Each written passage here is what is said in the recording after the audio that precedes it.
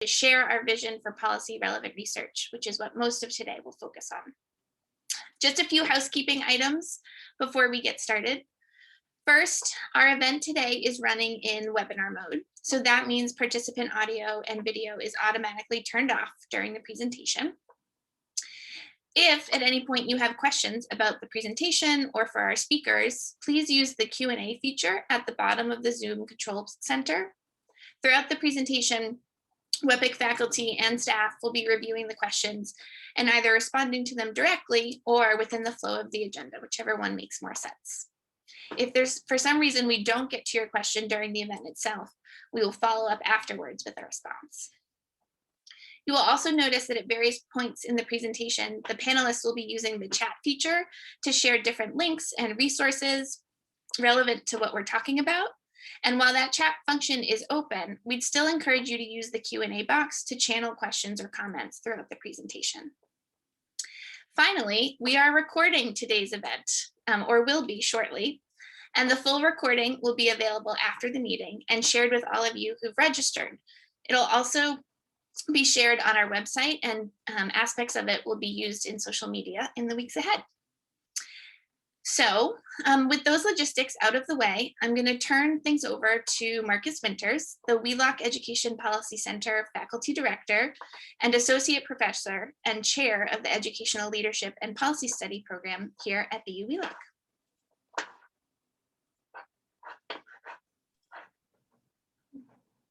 Yeah, thanks, Megan. And thanks, everyone. Hi, I'm Marcus Winters. Hi, and thanks very much for being here today. We're really excited that you've joined us today for this special event to launch the Wheelock Educational Policy Center. We're looking forward to introducing you to the WEPC leadership and faculty, and to beginning a conversation about conducting and disseminating rigorous research that has an impact on local and national public policy conversations. So let me start with a quick walkthrough for the plan for today.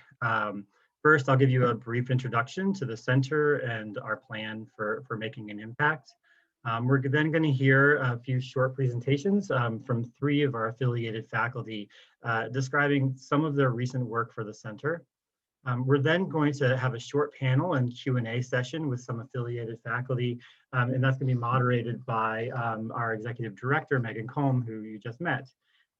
And finally, we'll tell you about some of our upcoming work and opportunities to partner and work with the center in the future.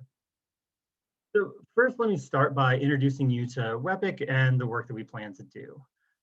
So we strongly believe that better information leads to better policy decisions. And perhaps now more than ever, policymakers are looking for empirical research that's not only technically sophisticated, but it's also accessible and relevant to the challenges that they face towards developing educational systems capable of producing equitable outcomes and also excellent student outcomes.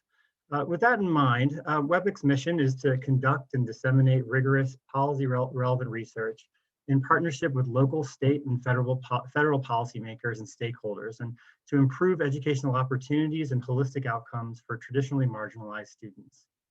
And to achieve that goal, WEPC brings together a team of nationally recognized scholars, talented early career researchers, and promising trainees who are using cutting-edge methodologies to address some of the most pressing topics within educational policy today.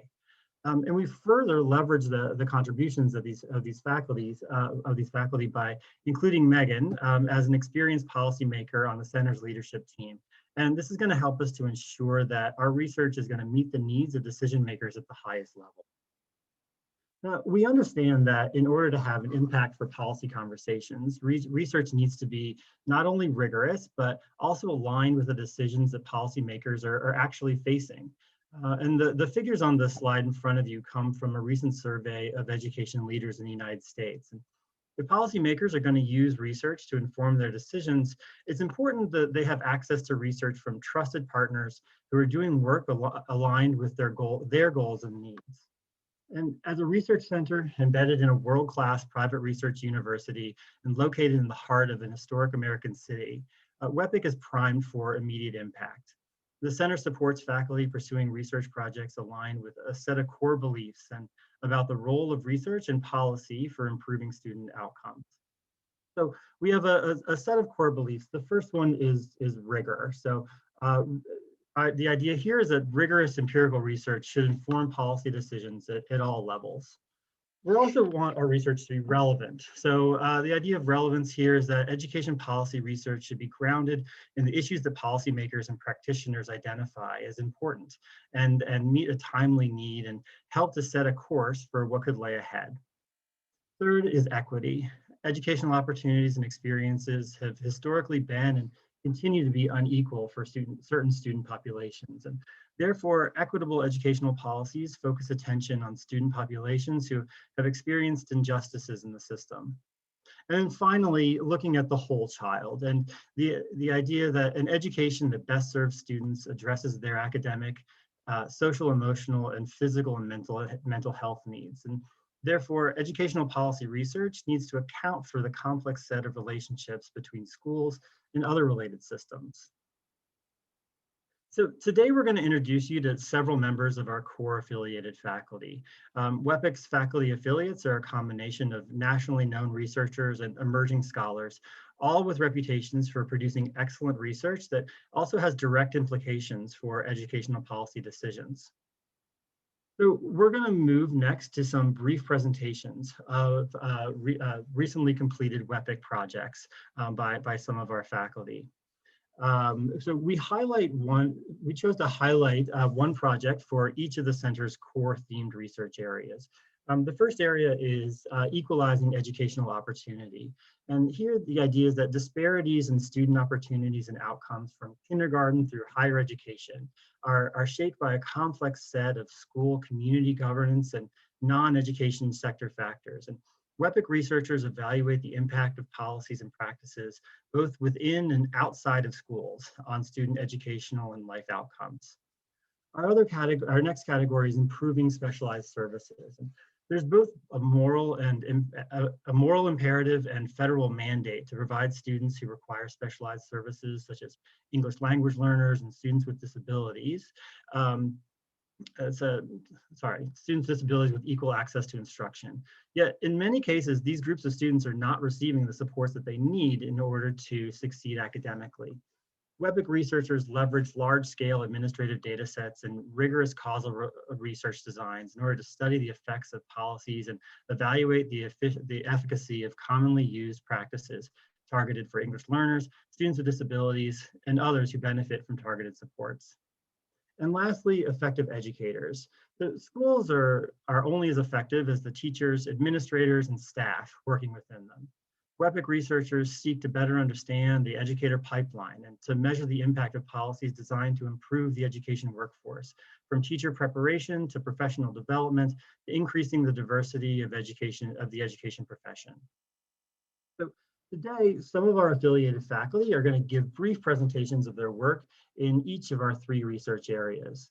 Our first presenter is going to be Josh Goodman. Josh is an associate professor of economics and education at Boston University. This is his first year at BU, and we're really excited to have him here. His research primarily uses quasi-experimental methods to evaluate how schools and labor markets work, particularly with respect to post-secondary and STEM education. Josh is going to present his recent paper, co-authored with WEPC affiliated faculty Andrew Bacher-Hicks and Mathematica's Christine Mulhern, and their paper looking at inequality in household adoption of online learning during the pandemic. We're next going to hear from Olivia Chi, who is also in her first year as an assistant professor at BU Wheelock. Olivia's research uses quantitative methods to study the economics of education with a focus on teacher labor markets, measures of teacher quality, and policies that reduce educational inequality. She's going to share with us her recent paper looking at how teacher evaluations vary when the teacher and evaluator have the same demographic characteristics. And finally, in this section, I'll present some of my recent work, co-authored with Nate Jones, who's an affiliated faculty, and so is Jesse Bruin, another co-author, along with our BU Wheelock colleague, Yasko Kuno, measuring the impact of a large-scale professional development intended to improve instruction for English language learners. So with that, we're really excited to be launching the center. We're really happy to have you here. And I'm going to hand it over to Josh to talk about his paper.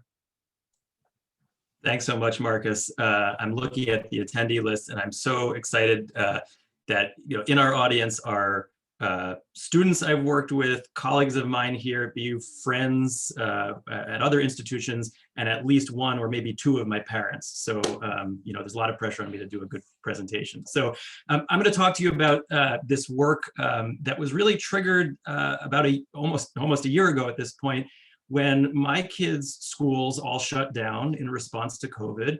And my wife and I found ourselves at home with 3 elementary school age children, and frantically trying to figure out what to do to keep them learning, or actually, frankly, keep them occupied at all. And after about a month of doing this, where it involved a lot of, searching online for resources, I thought to myself, maybe there's a constructive thing I can do with this observation about what we as a household are doing, and ask whether there is evidence in larger data sets that other households are struggling with this same issue. And so I called Andrew, who is now my colleague here, which is fantastic, and another colleague of ours, Christine Mulhern. And together we wrote this paper where we took advantage of the fact that Google actually makes publicly available measures of how much people are searching for various search terms. So you can yourself go to the website trends.google.com and type in any search term you have in mind and see historical information on how much people are looking for that term nationwide or in your state, for example. And what we discovered was a really interesting set of findings. One is that in the spring of 2020, when schools were shutting down, what parents and students were searching for could roughly be divided into 2 categories. One were school-centered resources, which we think of as learning platforms like Google Classroom that schools were using to communicate with students during that initial shutdown. And the other category were parent-centered resources, which is actually what my wife and I were focused on. Things like, frantically searching for math worksheets or online reading resources, or how do homeschoolers do it? And so we made lists of these search terms and found that most could fit into these 2 buckets. And what we found was perhaps not surprising, which is that COVID triggered a huge increase in the extent to which Americans were searching for all of these online learning resources. And this was partly as schools were shifting into remote mode. Parents and students were searching for the resources that schools were using, but they were also searching for resources that were going to compensate for the lost learning time that they were experiencing. So there was this massive spike in search. And then that's one major finding we had. The other, which is perhaps not surprising, but arguably fairly depressing, is that there were major socioeconomic gaps in the extent to which these amount of search for these resources was going on. So in wealthier parts of the country, you saw much larger spikes in search for these online learning resources than you did in lower income parts of the country. And if we could just flip to the next slide, I'll just point out what this looks like. You can get a sense of what the data looks like. If you look at that left panel, what you see is a measure of how much people were searching for school-centered resources like Google Classroom or Schoology or these other educational platforms. And what you can see is that in typical times, the search intensity for these things follows the school calendar actually pretty sensibly. It sort of search for these things spikes in August and September when people are just starting the school year, and then dies off in the summertime when people are, hopefully off in camp or doing some non-schooling activities. But what happened in the spring of 2020 was historically unprecedented. When search volume for these things should have been going down, all of a sudden you saw a massive and unprecedented spike in the extent to which people were searching for these terms. And what you can see from the fact that the black dots, which represent the higher income areas of the country, were much higher in the spring than the white dots. What it suggests is that for the first time historically, richer areas of the country were doing much more searching for these kind of online resources than lower income parts of the country. And that was true for the school-centered resources and also for the parent-centered resources like math worksheets or these other terms we were looking for. So I think our broad takeaway from this research is not only do we think that it's really remarkable that you can use this publicly available search data to study in real time how households are adapting to the kinds of stresses that COVID is putting on educational options and behaviors, but also it helps us illuminate the fact that there are large socioeconomic gaps in the way households are adapting to these challenges. And that's something that we should be looking out for in the future as we think about how when we come out of the pandemic, how we're going to continue supporting students who have really been struggling in this past year. So I'll stop there and turn it over to Olivia, but I'll just close by saying I'm really excited to be part of this this new Education Policy Center. It's a really remarkable community of researchers, and I'm looking forward to doing many more rigorous and policy relevant projects like this. Thanks so much, Josh. I just want to say first, I'm so excited to be part of this WEPC team and to have the opportunity to tell you a little bit about my work. So thanks everybody for joining us. So this is a little bit of the work that I've been doing in the past year or so. And really this stems from my interest in studying measures of teacher quality, and in particular, teacher observations. It comes from my experience as a classroom teacher. And as I was undergoing all of these classroom observations, I always wondered how teacher-administrator relationships and different individual characteristics influence how teachers were evaluated. And this is something that's been going on across the US. So over the past decade, classroom observations have really become the cornerstone of teacher evaluation systems across the country. These are typically conducted by school-based administrators, so principals or assistant principals. There is a growing body of research. It shows that there are gaps in scores by race and gender. So typically in prior research, we see that white teachers receive higher scores than Black teachers, and female teachers receive higher scores than male teachers. And across these studies, it shows that these gaps persist after accounting for teachers' value-added scores. So taking all this together, it raises concerns about the source of these gaps. And at the end of the day, these concerns exist in part because classroom observation scores and evaluation scores are subjective ratings by administrators.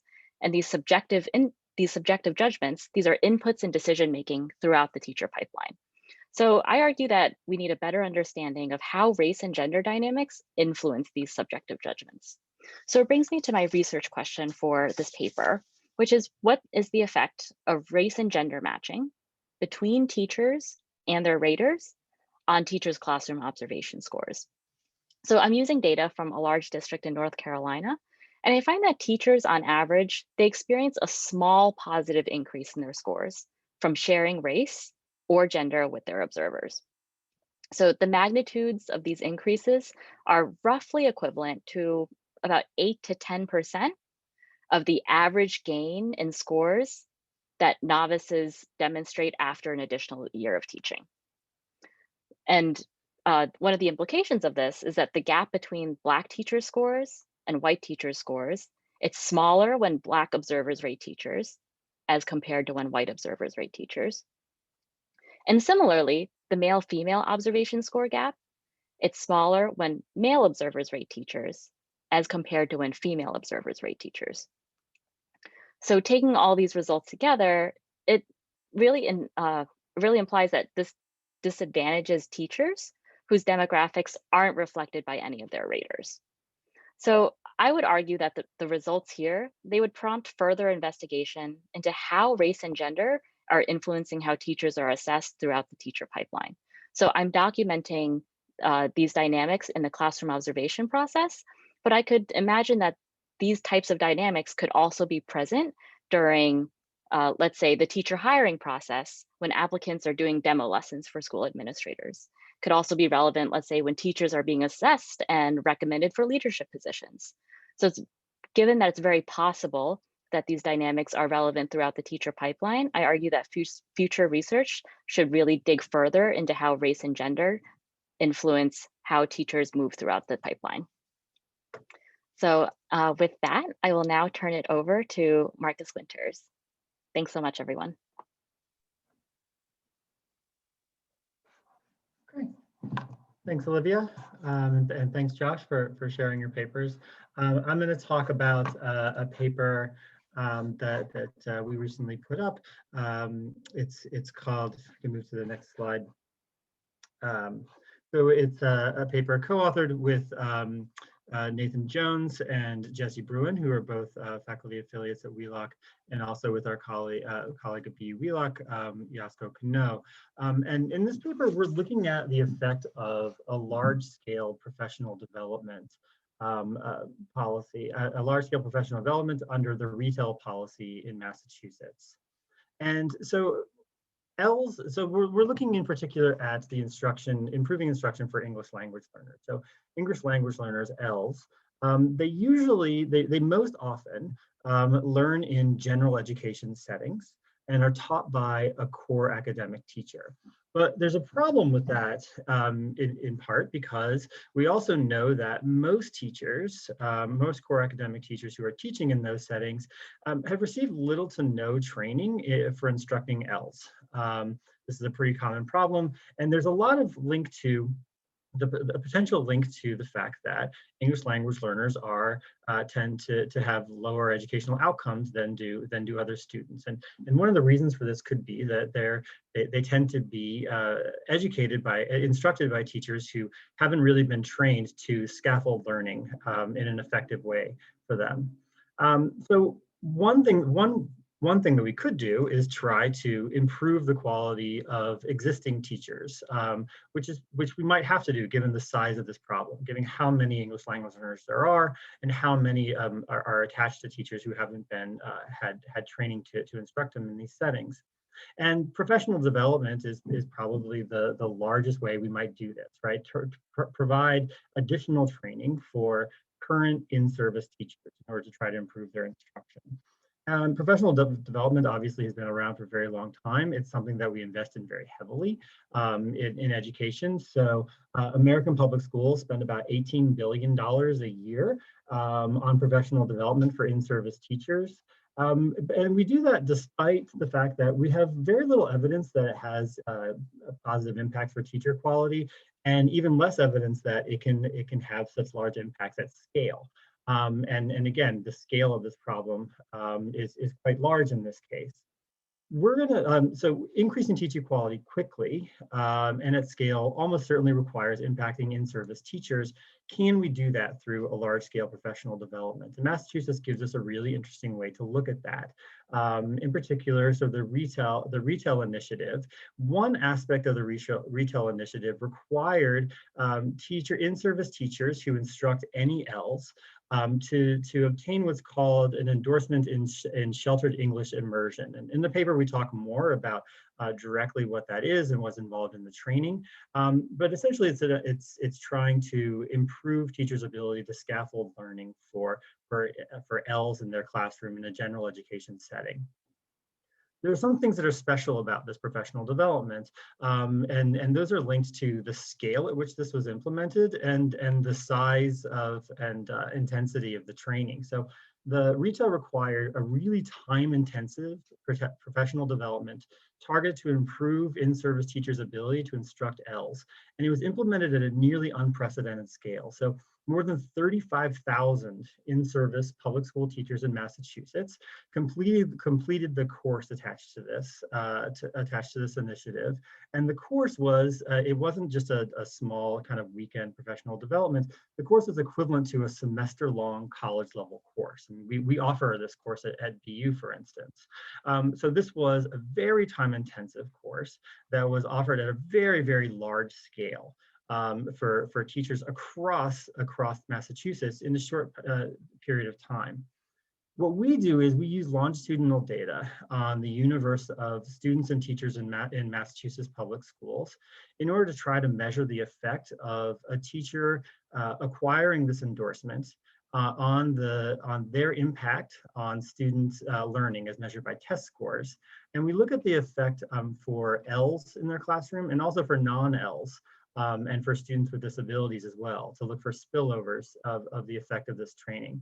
Essentially what we're doing is we're measuring a teacher's impact on student test scores each year, and we're seeing if there was a change in the impact that the teacher has on student test scores that occurs right after they receive this training. So what did we find? I think we get really interesting findings here, both from a policy perspective and also kind of thinking through the issue of professional development and teacher training overall. So what we find is that on average, obtaining an SEI endorsement under retail did not have a significant effect on teacher impacts for the ELs that they instruct. And this is disappointing, right? Because the intention of this large scale policy or this large scale training requirement was to improve instruction for ELs, improve the outcomes for ELs. And we failed to find a significant change in the impact that teachers have on the ELs in their general education classrooms. that happens after, after they receive this training. So that's disappointing. But hidden inside of that kind of null average effect for Ls are some really interesting areas of heterogeneity in the effects that are worth really looking at. And in the next slide, I'll show you a couple of those. But first, so one of them is that recently hired teachers who are recently hired in their district. We can't see, is it in fact a teacher's kind of first year, second year of experience, but a good proxy for that is how many years has it been since the teacher was hired within that district. We find that teachers who were hired recently in the district benefited from obtaining the endorsement, but longer tenured teachers within the district did not. So if we think of that as a proxy for teachers with more and less experience, that would suggest that the training had an impact on newer teachers, but didn't have an impact on teachers who had been in the system for a longer period of time. And another area of heterogeneity that's worth highlighting here, and in the paper we talk about several more, but another interesting one is that we do see small but significant spillover benefits for students with disabilities and also for the larger group of non-Ls that a teacher instructs. So we fail to find an average effect for English language learners, which was the targeted group, but it really does appear that the training had an impact on a teacher's performance for their students. And we can see that on the impact that they have for students with disabilities and also the larger group of non-Ls in their classroom. On the next slide, I'll highlight just, so we're looking at the results from that really illustrate those two important aspects of heterogeneity and the effects that I think are worth highlighting here. So on the left side panel, EverL are students who are within our data set. We observe them in at least one period as being classified as an English language learner. And on the other side, on the right panel, are students who we never see classified as an L.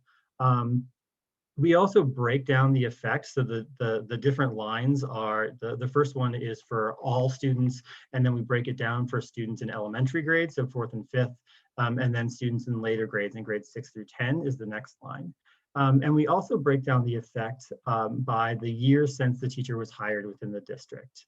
And what we can see, looking at the EverL aspect, what we see is that, recall that there was no overall average effect on a teacher's impact for Ls, but when we break it down and look at the effect by how long it had been since the teacher was hired, we see a positive effect for teachers who were hired within 3 years. And we see that the dot there is the average effect of receiving the training that we estimate. The line there is the confidence interval. So as long as that line doesn't cross the 0 point, we call it statistically significant. But it's pretty clear that there was this positive effect for recently hired teachers. And then for other teachers, we see no real effect, but much closer to the 0 line for those teachers. We also see that for the never L students as well. And in the paper, we also show similar results for students with disabilities.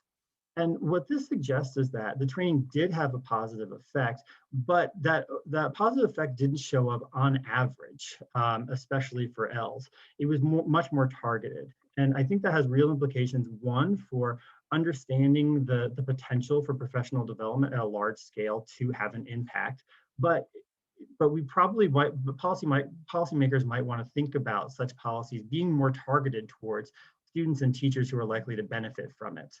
And also, I think this shows us really well, especially in the spillover, that some of what was embedded in this training what led to positive outcomes for all students within the school system. And that's something that's important to think about as we think about how much of that training is just quality instruction that can be moved into the larger teacher training.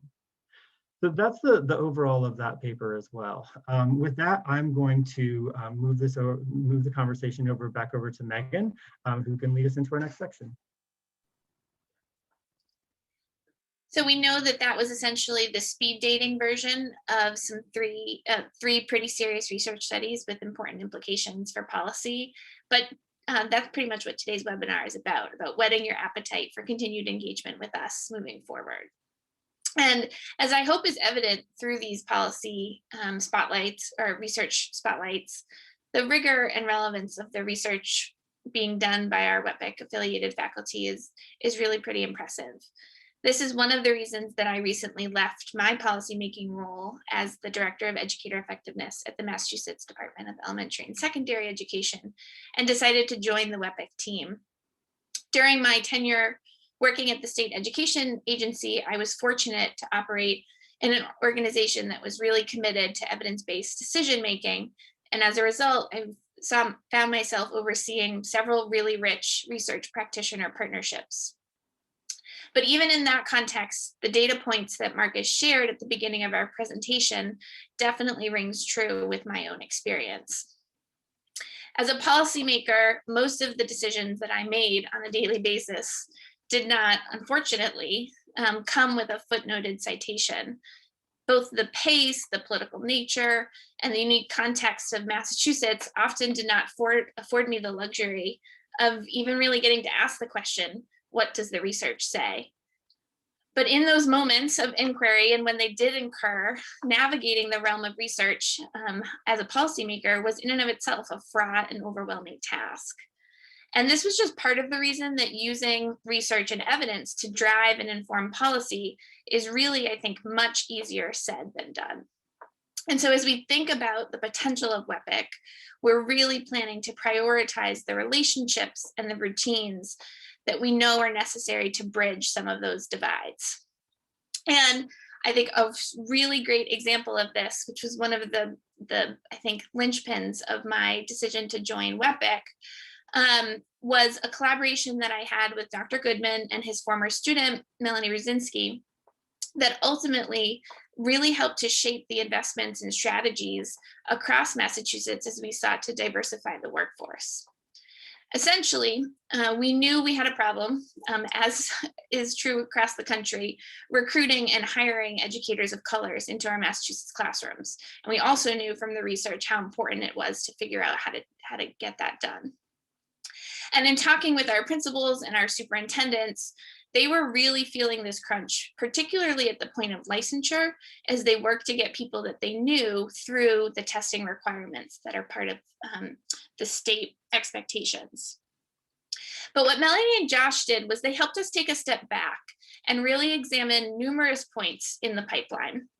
And this research ended up showing us that while we were definitely losing candidates at this critical step in the process, really, it was pointing us to a much bigger area of intervention. And the analysis revealed that if we had wanted to dramatically and sustainably alter the demographics of our workforce, we really needed to focus on ensuring that more Black and Brown students were graduating from high school and then were enrolling and completing a four-year college degree. And this insight resulted in an entirely different and much more comprehensive set of programming and policy interventions that just honestly, otherwise we would not have known to invest in or had the political capital to prioritize. And I think this is what it looks like when things click inside a research practitioner relationship, and is an experience, particularly after getting to spend the last month talking with so many of the faculty that you've met today, that I know that they're really deeply committed to replicating as often as possible with our efforts.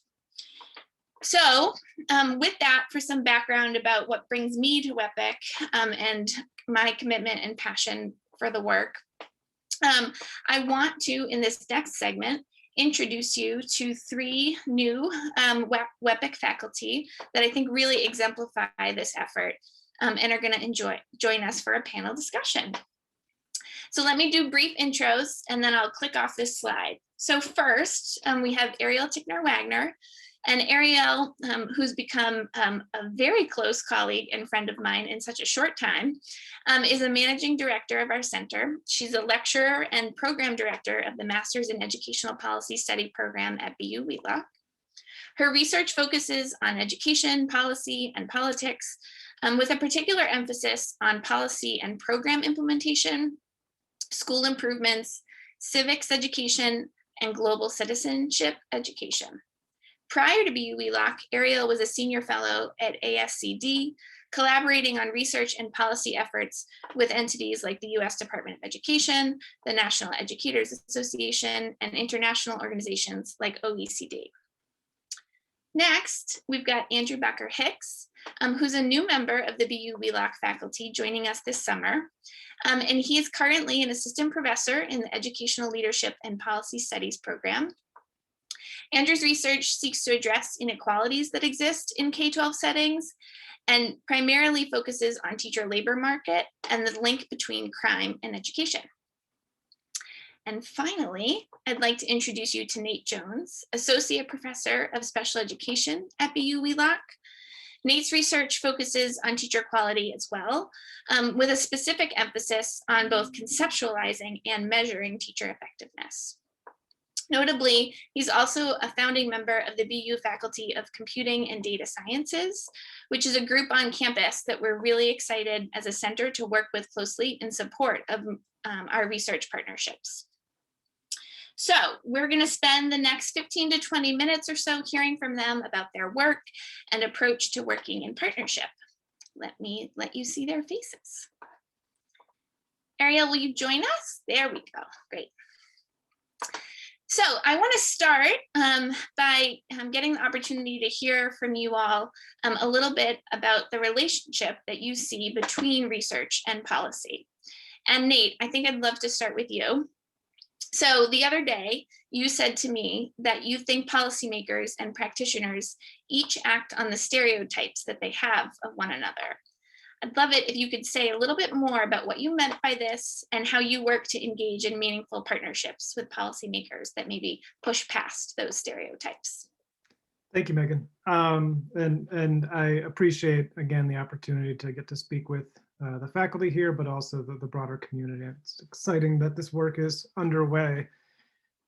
You know, I think one of the things I think about with regard to doing partnership work with key stakeholders is that, you know, with good reason, a lot of researchers historically have not been good faith partners, and not by bad intentions, but just because of the busyness of our work and the pace of research. It has been common historically to see these kind of research relationships that come and go, and once folks have their data, they kind of pack up and move on. And I think consequently, it's not surprising that a lot of stakeholders have a lot of hesitation around engaging in partnerships. And so I do think that one of the things that I'm excited about for this group is the ability to develop some long-standing partnerships and really build relationships with folks and acknowledge that we are, as researchers, we are also humans. Just as one brief anecdote, and then I will pass it back to you. One of the things that went the furthest in building a relationship with a large school district superintendent a few years ago is that I was sitting in my car having a meeting with her outside of my daughter's gymnastics practice one winter evening after I had gone grocery shopping. And in the middle of this conversation, a carton of seltzer exploded in the back of my car, and I let out an audible yelp. And I was nervous about how it would be taken up in the context of a very serious conversation. But over the course of the next year and a half, 2 years, every single time I met with the superintendent, she would always reference that moment and make fun of me for it. But it also kind of really greased the wheels of building what I found to be a very productive relationship. So it sounds like the takeaway there is that in your meeting with a policymaker, like some slapstick comedy. It goes a very long way. I think that'll go in the best practice manual we're creating. Ariel, will you say a little bit more about your research in particular? Because I know right now it's a little unique in terms of the context of the center and complements what is the center's really deep quantitative expertise in economics of education bent, with a focus on what Insight's qualitative study can bring to bear. Will you say a little bit about how you think that approach can shape the types of policy research partnership work that the center engages in? Yeah, absolutely. And I'll just start also by saying I'm thrilled to be talking with everyone here today. So very, very excited to be here. Yeah, so I think this kind of goes back to kind of what makes a successful research practice partnership or research policy partnership. And a key facet of that, right, is when researchers help policymakers answer questions that are relevant and important to them. And oftentimes questions are not, methodologically, informed, but informed by kind of real issues that policymakers are facing. So being able to utilize qualitative and also mixed methods approaches can widen the scope of the policy questions that our center can answer. So for example, qualitative research and mixed methods research can provide rich insights into the processes of how policy implementation actually unfolds, right? So it's one thing to have a policy enacted and to test its efficacy. However, sometimes if a policy is not implemented as intended, right, it will influence, right, kind of whether or not it's achieving its desired outcome. In addition, qualitative research can also provide really important perspectives and insights from those who are on the receiving end of policy. So particularly students, educators, along with parents and community members as well. So just kind of as one brief example, recently over this past year, I led an evaluation of the state of civics education in Massachusetts. I'm in partnership with the Massachusetts Department of Elementary and Secondary Education. Myself and my collaborators used mixed methods research, right, that drew upon both survey data and qualitative interviews. So while the survey data was able to kind of capture overall trends in what the state of civics education was and the extent to which it was aligning, with the new policies that were recently passed, qualitative data really provided a more holistic understanding of what teachers were really doing on the ground, further explained those trends, and also provided some nuances that the quantitative findings didn't quite reveal. So just as one quick example, of that. So we found that overall in the quantitative data that there were no district level differences, and district level demographics didn't predict the level of teacher civic competency. So how often they were implementing, certain civic practices. However, when we interviewed educators, some shared how kind of at the classroom level and the school level, English as a second language learners, special education students were actually being pulled out of social studies classes to receive interventions. So we're not kind of having equitable access to civics education. But really, to kind of go back to your question, I think that an important part of partnership is really listening to the policymakers or practitioners with whom we're working. And so kind of if a question is asking for more nuance, if a question is asking, the kind of the whys and the hows, of policy implementation, qualitative research can provide those important insights. I can definitely appreciate that, Ariel, and it certainly resonates with my own experience. I think oftentimes when you're looking at those big aggregate data sets, you want to know if it worked or not, but then you need some additional insights as a policymaker to know why it worked, why it didn't, and what to do next. And I think that there's real power in that approach. So Andrew, I think this really connects with a lot of the conversations that you and I have had about the potential of providing policymakers with new insights, and more specifically, insights into the complexity of the systems that our kids exist in. Marcus touched on this a little bit when he mentioned our core belief of and commitment to kind of looking at the whole child, and not just what's happening, in the context of a specific classroom. So will you talk a little bit about the potential of looking across the various data sets to learn about student experiences and outcomes, especially as it relates to supporting policymakers and addressing the persistent and systemic racial inequities that exist? Yeah, absolutely. Thanks, Megan. I think this is a really important point. Before I talk about that, I'll also just join my colleagues in saying that I'm really excited to be part of this launch event, part of this panel, and just extremely excited about what we're building here at WEPC. But to your question, yeah, I mean, I think, while all of us faculty at WEPC, our core research agenda is primarily focused on education policy. But I think we would all agree and recognize that the education system and the students it serves doesn't exist within a vacuum. On the one hand, there are countless factors that are beyond the control of educators that do actually affect the experiences that students are having in the classroom. Other aspects of our culture, communities, government, history, the list could go on and on, are all things that students bring with them when they enter the classroom and all things that affect their learning. Yet they're outside the control of the, quote unquote education system. So as one example of this, in one of my recent papers using data from New York City, a co-author and I focused on how exposure to stop and frisk policing might affect students' educational outcomes. And we found that students who were exposed to high levels of stop and frisk policing in their neighborhood had lower educational outcomes than students who were not exposed to high levels of stop and frisk policing.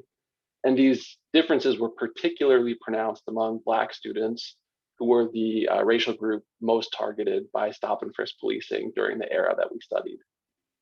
Now, on the other hand, you also have students having experiences in schools that have effects beyond just what's measured in traditional education data sets. So in a different study using data from North Carolina, my co-authors and I found that schools' strict suspension policies actually had an effect on the school to prison pipeline.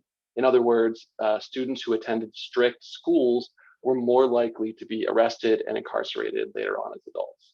So a lot of my research focuses on these links between education data and other data sets. And I think it's extremely important to dig deeper into these interactions, especially when trying to understand how policies might affect broad social issues such as inequality. Both of the studies that I mentioned found that the negative impacts were largest among students of color. So both of these studies, when taken together, they suggest that educational inequality is affected by criminal justice policies. And on the other hand, inequality in the criminal justice system is affected by educational policies. So it's really important to look at both at the same time. And it's difficult oftentimes to connect data from the education system to the criminal justice system, but I think it's something that we need a lot more empirical research on moving forward. And it's one of the areas that I'm really excited to push forward as part of WEPC. I think one thing that stands out to me about both of those studies is that not specific to any one partner, but really pushing, I think, policymakers and providing policymakers with insights that help to work across silos that are pretty rigidly in place, but help to create a necessary dialogue about the ecosystem that our students exist in. So I think if it's not already clear to you all, it is evident to me about just the depth of expertise and innovation and commitment that you each bring individually to the work.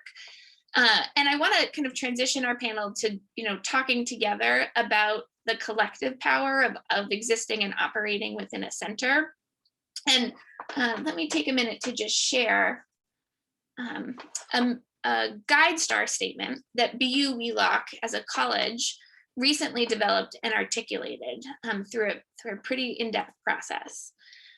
And I'm going to take a minute and read it, but essentially I'd love for us to talk together about how the collective community within the center helps to advance this very specific commitment around the work at BU Wheelock. And the guide star says that BU Wheelock College of Education and Human Development is dedicated to transforming the systems that impact learning and human development for a thriving, sustainable, and just future in Boston and beyond.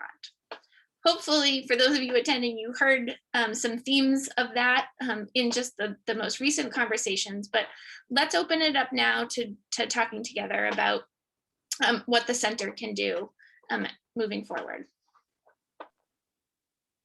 Yeah, so I can jump in here.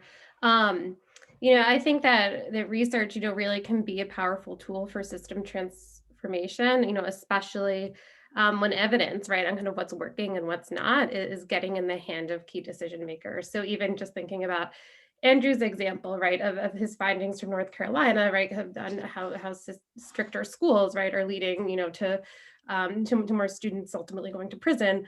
If that can get in the hand of the right decision makers, then policies, could be passed at the school level, district level, state level, to kind of, reduce, suspensions and thinking about alternate, ways of disciplining students. So that's why, ultimately, I think it's so important for researchers to get their findings in the hands of policymakers and decision makers, whether that be, at the state level, at the local level, even federally, and dissemination is a crucial piece of the work that WEPC does. So we're making publicly available our working papers, along with policy briefs, which are very shortened versions, like 2-page versions of our working papers for those who are not busy or too busy, I should say, to read a 30-page working paper, but can kind of look at the key points and findings. In addition, right, we're providing a platform for disseminating research through social media and other media platforms, and through events like this, which we hope to have a lot of in the future. So, I think that the center, right, can hopefully, be a dissemination arm to elevate research and build bridges ultimately between research findings and policy decisions. And I think I would add to that, if it's okay, that in addition to the research, when I look at a GuideStar like this and I see transforming systems, I think it would be foolhardy for us as a group to think that it's the kind of thing that we could do alone. We are a relatively small group that is quite productive and doing good things. But if we're relying on us to transform systems related to educational policies, regionally and broader, I think it would be a missed opportunity if we didn't draw on our relationships with colleagues, both within BU Wheelock, but also the broader BU community and other institutions that we're all connected to. So I think about our faculty in teaching and learning, for example, who serve as a really critical resource for helping us bridge our understanding of policies to our understanding of what goes on in classrooms and how those two things are related to one another. I also think about our faculty who are doing really active research in human development and counseling, who, much as Andrew was describing earlier, are helping us think about the multiple systems that impact children. And so just within BU Wheelock, I think there's really critical opportunities to be building collaborations.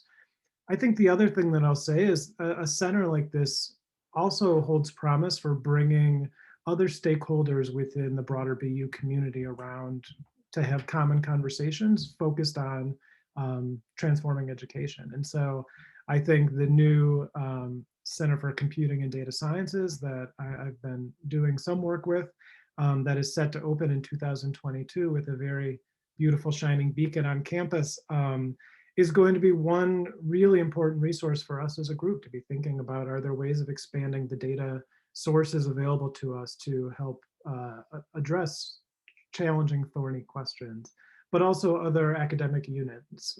We have relationships with folks in econ, sociology, and I think thinking about the other academic units across the university that could really help us is going to be one important attribute of how we move forward as a group. I think if I could just jump in there, you got me thinking, Nate. I'm extremely excited to collaborate with other colleagues at BU, across departments, within Wheelock, et cetera. But I'm also excited, I think, for the ability, I think, that WEPC provides to build connections with partners outside of BU, particularly educational nonprofits, school districts, state agencies, the list could go on and on. As an individual researcher, I think it's difficult to build long-term and long-lasting connections with partners like that. As sort of not too long ago, I was a standalone doc student trying to, conduct single studies with a partner, but it's difficult. I didn't have the capacity then to sort of keep doing ongoing work. I didn't have the capacity, and I also didn't have the expertise really to consistently follow up with that partner and engage on a whole range of questions and research opportunities. And so I think having a team like the one that we've assembled here at WEPC, it makes it a lot easier. Most importantly, we have a strong set of core faculty with diverse skills.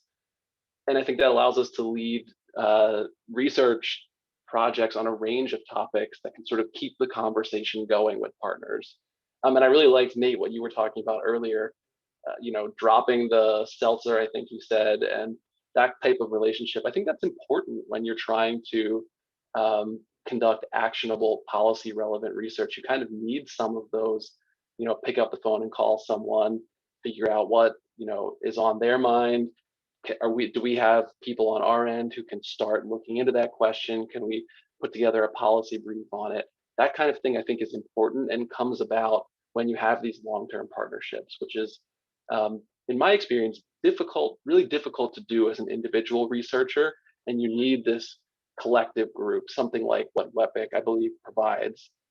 So I'm excited to get to work with this group, and I think we have a great set of core faculty, and I think we're well positioned to develop these types of long-term and impactful partnerships moving forward. And Andrew, and thinking about what you were saying as kind of being that lonely doc student, or maybe you weren't lonely but isolated, or kind of on your own doing your research. I don't think I said lonely, but no, you didn't. All right, now I'm just making up words. But thinking about too how this center, right, WEPC can be a space, right, to kind of bring students in the fold too, who are interested, right, in conducting kind of engaged research and forming partnersperships, right, kind of as a core facet of the research. That's a skill set, unto itself. So, we're hoping to be able to provide, lots of opportunities for undergraduates, graduate students, along with postdocs as well, to engage alongside us in our research activities and learn these really important skills that I think many of us have haphazardly picked up over time, and in looking back at the Guide Star, right, that our college is committed to transforming, right, systems that impact learning. We are right a learning system, right, kind of embedded in a higher education institute. So to the extent that we can kind of help train, right, and kind of learn with, kind of future scholars as well, I think is really exciting too. Now, I'll just, I think, connect to a few comments, but thinking back about my experience, and even that example I gave at the beginning about trying to understand what was happening to the diversity of our pipeline and where it was leaking in Massachusetts, it was really important to have a partner who could, take the 10,000-foot view and help us see the system, because we weren't seeing the system. We were in the weeds on it. But at the same time, within that same research project, and the relationship that I had with our research partners, was able to get some nuance that helped me to know what to do next. That if I had not had that direct exchange or direct opportunity to do the back and forth, I'm not sure it would have had that impact. So I think that speaks to kind of the larger Guide Star and opportunity that really we have here. And I am going to wrap us up, but I think in much of what you all have said, there is both so much promise and so much work ahead in order to live up to those hopes and intentions that you've shared in your remarks. So I know we've got a good bit of effort and commitment to build on, and just really excited. So thank you for sharing as part of the panel today. I'm going to say goodbye to you all and click us to the next slide. Which is really to give our audience here an opportunity to see what is ahead for WEPC in the coming months. And this really is just in the next couple of months, what we are prioritizing and what we're thinking about. And we wanted to give you a quick snapshot of what that would be, mostly so that you will get engaged with us in any or all of it. So to start, at the core of the work are really the research efforts that our faculty are engaged in. We shared a couple of policy briefs and working papers, and you heard about some during our panel. But here's a preview of some additional ones that are imminently being released on our website, as well as areas of additional inquiry that our faculty are engaged in, like looking further into patterns of student assignment or the school to prison pipeline. You heard Andrew mention that, or the evaluation of special education teachers and I think that this is emblematic of the type of ongoing rigorous work that you can expect from WEPC, but also we're busy and we're committed to keeping that research release pretty active. In order to do that, we want to engage really meaningfully with partners. And so over the course of the spring and the summer, a key priority is going to be formalizing partnership efforts for the center. And our goal really is to target 2 to 3 anchor partnerships in Massachusetts specifically, so that we can make that long-term investment in our local community and context. Additionally, we're also planning a series of listening events with local and national policymakers so that over the course of the next couple of months, we can further shape and guide the research agenda and core focus areas of the center. And finally, we see a big part of our work serving as a point of connection within BU Wheelock, but also within the broader academic and policy landscape. And I think that events are going to be a significant piece of this endeavor. So 3 that are in the works are highlighted here. The first is one that we plan to co-host with events with colleagues, leading the BU Initiative on Cities. And another event come May or so will hopefully focus and highlight some of the works that you've previewed today around diverse workforce efforts and studies. And on that one, there is a deep bench of researchers throughout the country working on this issue right now. And so we hope to have that be a broader conversation. And in the fall, potentially, if we can get back in person, which would be our hope, we hope to have an event that really summarizes and highlights some important insights about the impact of COVID on key factors, which includes workforce patterns, student enrollment, and the conditions of teaching. And as you see those highlighted here, I'll just note that each of those analyses that are underway right now in various stages have required really intentional engagement with state and local leaders in order to generate a data set or get access to that data set and answer questions that they're interested in acting on for the upcoming academic year. And so our intention is that that event will also feature their perspective on what the data is revealing and the insights for moving forward. As I mentioned at the beginning, the most critical opportunity to stay up to date on all of this is really through our mailing list. So you see that link at the bottom of your screen. It's also pretty easy to sign up if you go directly to our website, which is wheelockpolicycenter.org. And with that, we've reached the end of our program. Though we're definitely happy to stay on and address any unanswered questions that have come in before opening it up, I definitely want to thank all of you for attending the webinar today, and to many folks at BU and the community at large for support, including friends and family who are joining us today to this launch and this moment at BU, which we feel like is pretty significant in terms of an opportunity and what lies ahead. So we're really excited to have you engage with us. If you don't have any direct questions, we will close out the webinar today and just appreciate again the opportunity to get to talk with you and look forward to staying connected.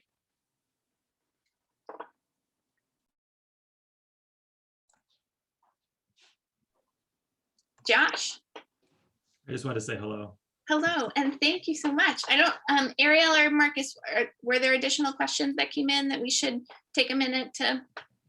No, I think we're good on the questions. I just want to say thanks everyone for attending, for joining. Thanks for everyone in the group here for participating. Thanks, Megan, for all your work to pull this all together and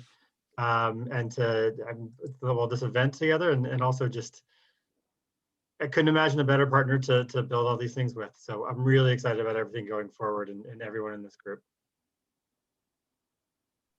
Right. Well, that's an awesome shot and a great way to end the event. And we will talk to everybody else soon. Looking forward to it.